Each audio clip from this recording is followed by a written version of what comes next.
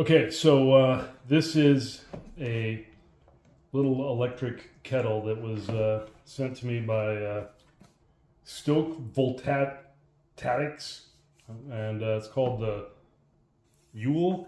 I'm not sure what you're going to call it, but it's the personal cooking system. 500 watt power.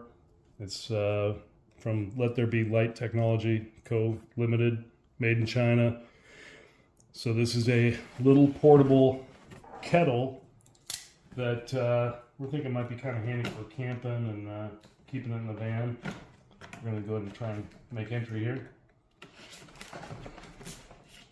Oh, here we go.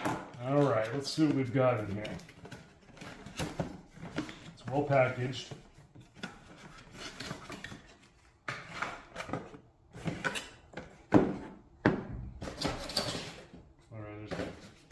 Nothing else in there. Unscrew the top. We've got a power cord. Thick one. Some instructions. And a sticker that you can put on the back of your van. That we can't pronounce. Yeah, we can't pronounce. I think this thing comes apart. Assuming this thing comes out, but... Right. There's a little manual. The manual? You think I need to read the manual? Might be helpful. Okay, well, looks like your that's where you plug in your power cord, and your controls are right here. You got drink, eat, pop. Rubber on the bottom. Feels pretty solid. Like I said, I just got to figure out how to get this thing out of there. For some reason, I thought that came apart. Okay, so we're plugged in, and it's very straightforward. You just have a power button, and then the three modes: drink, eat, pop. We're just gonna turn it on, and I'm gonna see. It's getting warm fairly quickly. 90 degrees, 92, 93. You can see the element down there in the bottom is definitely cranking some heat. We're at 112, 114, 118, 20. So it gets hot fairly quickly. Let's see what happens when I switch it to eat. We're at 145, 147, 150. She's getting hot quickly. So this would do a good job of pushing some heat into some soup or chili or something like that. And thinking, yeah, we're 177, 178, 180.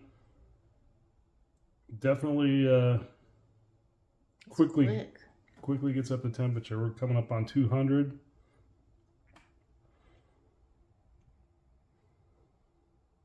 $202. I'll probably edit this out just to the point where we get to the top temperature, but okay, so we topped off at about 225. It doesn't seem to be increasing in temperature at that point. And then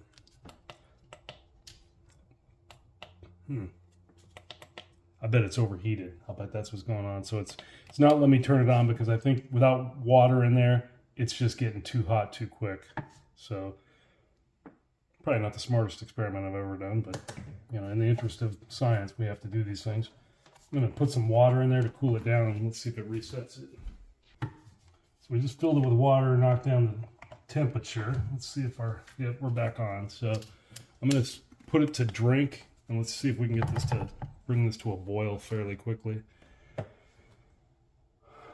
Water temperature is about 88 degrees right now. There we go. It's boiling.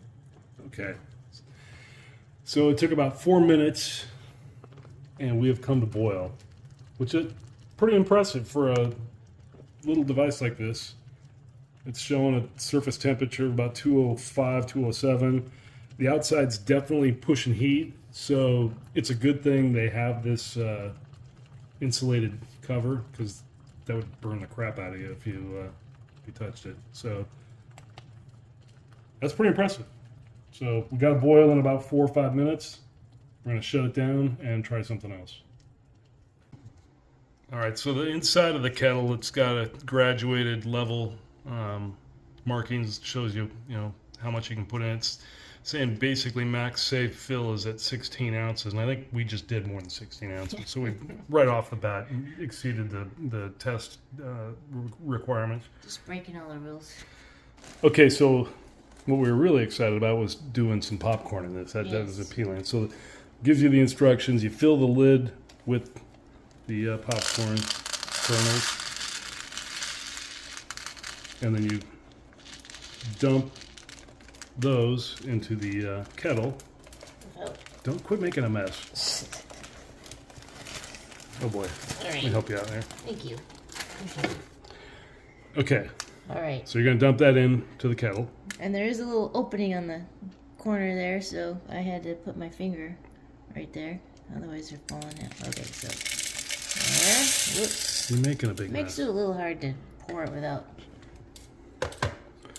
All right, then the next instruction tells you to fill that little pocket of the lid with your oil. So And we have got movie theater butter oil. this is going to be great.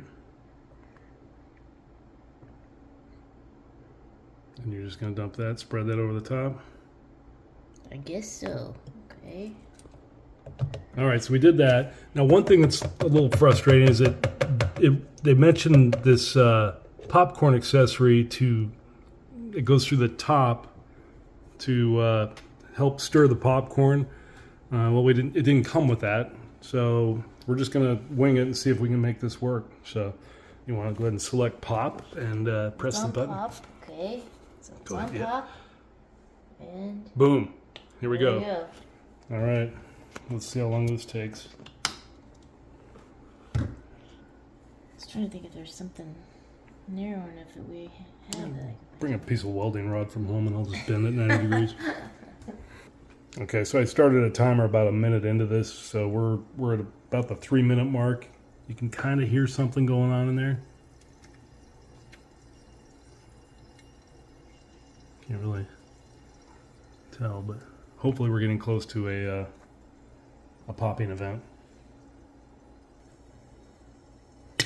All right, we've got some popping going on. Got some And poppage. it took about 5 minutes to initiate, so let's see how this goes. Oh yeah, it's going great. We don't have the stirrer, so don't really have the ability to churn up the. Whoa, we got a seat out. That was hot. What were the odds? So that's kind of a design flaw. This is like a drinking opening, I guess. So if you're, Yeah, it should have a little screen over it. So. oh boy, here we go. Smells good. I'm afraid to put my face up to it and Yeah, have it don't. spit at me.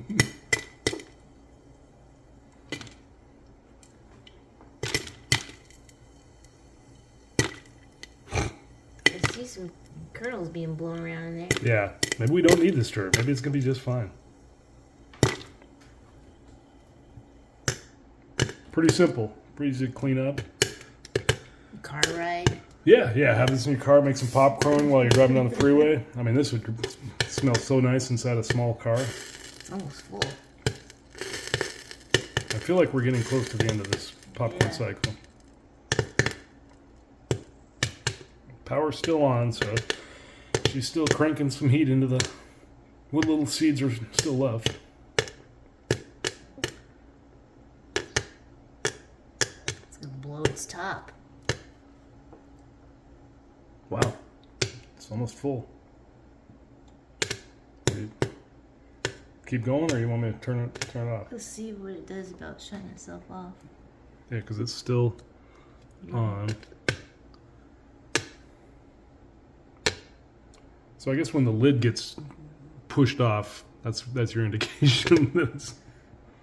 I'm thinking we're done. Yeah, I just wanted to see if it's really gonna shut off by itself. Doesn't seem to be. Well, let's just see what the quality of the popcorn is. Check. Wow. Ooh, hot. It's hot. Okay. Okay. Ready? Yep. It looks very buttery. It does. To get the salt. It's packed.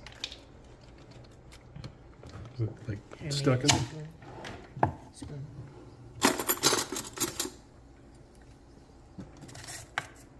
Yeah, it's got fairly compressed. Compressed. There we go. Yeah, I guess there was still a few left. That's pretty great, though. That's probably why I didn't get off yet. All right, give it a shot. See what you think. Let's get some salt.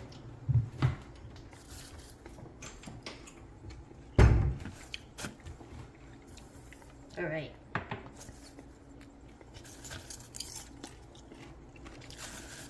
It's good.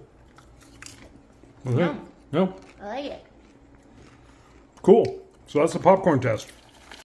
Okay, so we've tried the popcorn. We tried boiling water, and now we're going to do Campbell's chunky soup that eats like a meal. Chicken and sausage gumbo. We're going to load that up. Good luck. Careful.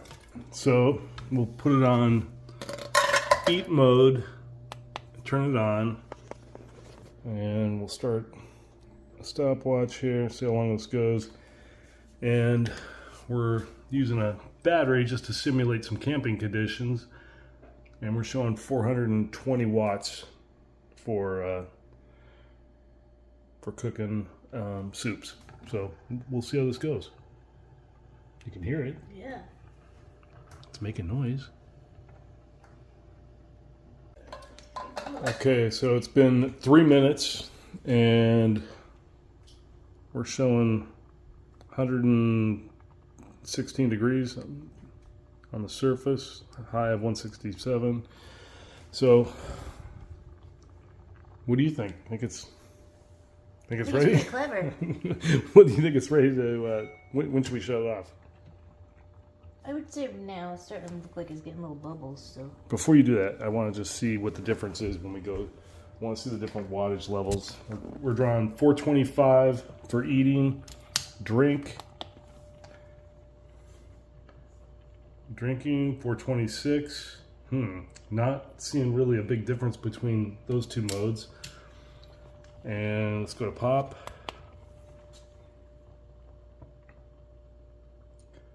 Popcorn's using about 120 watts. So the best I can tell is the difference between drink and eat is that one of them's got a timer, right? You said that drink shuts off automatically. Eat does not. So yeah, so drink has a timer of some sort. Eat just runs continuously, and we're ready to go. So yeah, it's that's pretty slick. In 3-4 minutes, you got a nice hot soup.